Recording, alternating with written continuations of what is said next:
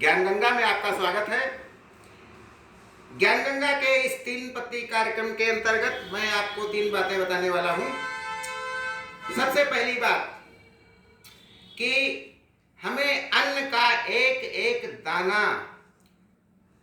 बर्बाद नहीं करना चाहिए, क्योंकि जो अन्न होता है, अन्न का दाना होता है, वो किसान के खून और पसीने की कमाई होती है, खून और पसीने का परिणाम होता है। आज हमारा देश समृद्ध है तो इसका कोई महत्व नहीं है, लेकिन याद कीजिए जब 3-3 दिन तक लोगों के घर में चूल्हा नहीं जलता था केवल दाने के लिए। कई दिनों तक चूल्हा रोया चक्की रही उदास, कई दिनों तक चूल्हा रोया चक्की रही उदास, कई दिनों तक काली कुतिया सोई उनके पास, कई दिनों तक रही भीत पर छिपकलियों की गश्त, कई दिनों तक चूहों के भी हालत रही शिकस्त।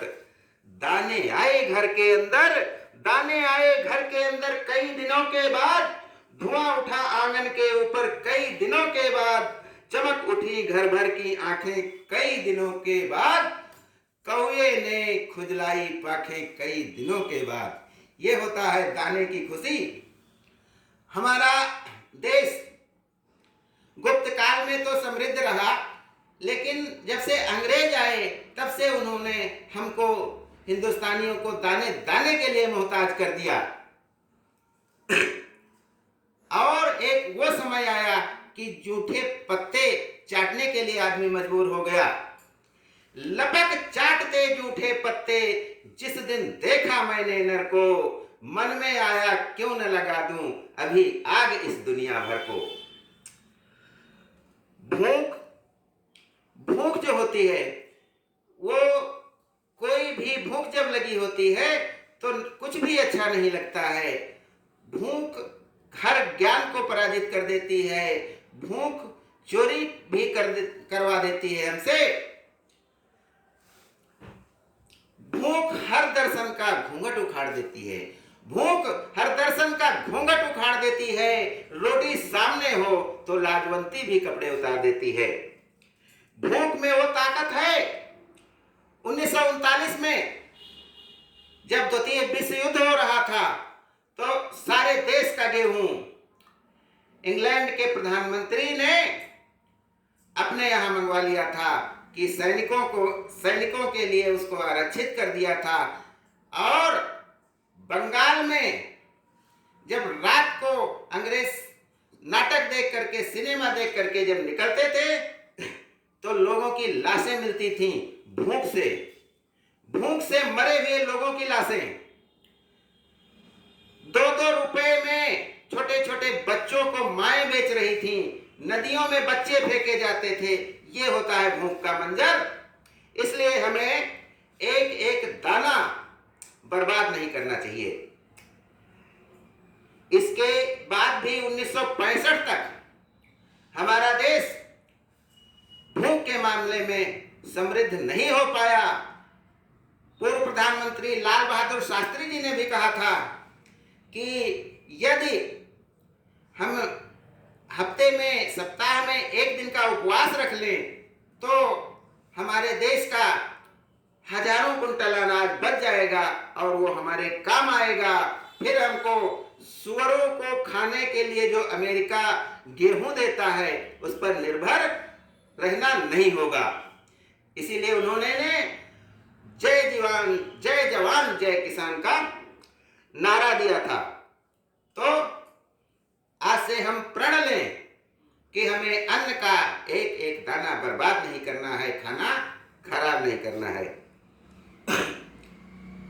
आसार मेरे यूं तो जमाने के लिए हैं, आसार मेरे यूं तो जमाने के लिए हैं, कुछ शेर फकत उनको सुनाने के लिए हैं। ये इल्म का सौदा, ये रिसाले, ये किताबें एक शख्स की यादों को भुलाने के लिए हैं। सोचो तो बड़ी चीज है तहजीब बदन की, सोचो तो बड़ी चीज है तहजीब बदन की, वरना तो बदन आग बुझाने के लिए है। जी हाँ, पेट की आग। पेट की आग जिसके लिए हर आदमी, दुनिया के सारे देश तरह तरह के हथकंडे अपनाते हैं, चालों में दूसरों को फंसाते हैं, भ्रष्टाचार करते हैं, कदाचार करते हैं, चोरी करते हैं, डाका डालते हैं। इनके पीछे क्या है? केवल भूख का मंजर है। तो ये हुआ भूख और दाने का संबंध। हमें कोई भी दाना बर्बाद नहीं करना चाहिए।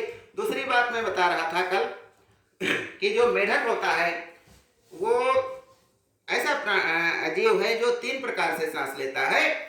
अगर नाली में है तो फेफड़े से मनुष्य जैसा सांस लेगा।